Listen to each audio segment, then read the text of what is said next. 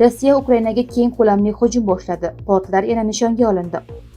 Qora dengizdagi vaziyat yana keskinlashmoqda. Reuters agentligining xabar berishicha, Rossiya Ukrainaning Mykolaiv port infratuzilmasiga keng ko'lamli dron hujumi uyushtirdi.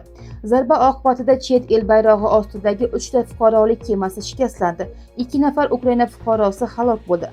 Ukraina forum ma'lumotlariga ko'ra, Ukraina prokuraturasi voqeani urush jinoyati sifatida tergov qilmoqda. Bu hujum portlar bilan cheklanib qolmadi. Reuters xabariga ko'ra, Rossiya Xarkov viloyatidagi nafto-gaz ishlab chiqarish obyektlariga ham zarba bergan. Xodimlar esa oldindan boshpanaga joylashtirilgani sababli qurbonlar qayd etilmagan. Kompaniya yil boshidan buyon uning obyektlariga yuzlab hujumlar uyushtirganligini ma'lum qildi.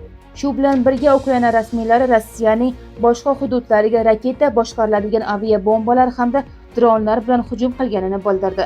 Mahalliy ma'lumotlarga ko'ra, hujumlar oqibatida tinch aholi orasida halok bo'lganlar va yaradorlar bor.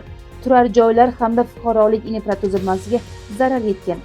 Bunga javoban Ukraina Rossiyaning bir nechta hududiga dron bilan zarbalar berganini ma'lum qildi. Rossiya rasmiylari Tambov, Moskva, Vladimir, Leningrad viloyatlari va Qrimda havo hujumlari qayd etilganini tasdiqlagan. Ayrim zararlar haqida rasmiy bayonotlar berilgan bo'lsa-da, ijtimoiy tarmoqlarda tarqalgan ayrim videolar va da'volar hozircha mustaqil manbalar tomonidan to'liq tasdiqlanmagan. Tahlilchilarning fikricha, so'nggi voqealar urushning yangi bosqichiga kirayotganini ko'rsatmoqda. Endi asosiy janglar nafaqat front chizig'ida, balki portlar, energetika obyektlari va logistika yo'llari atrofida ham kuchaymoqda. Bu esa mintaqadagi xavfsizlik bilan birga global savdo va oziq-ovqat ta'minotiga ham ta'sir ko'rsatishi mumkin.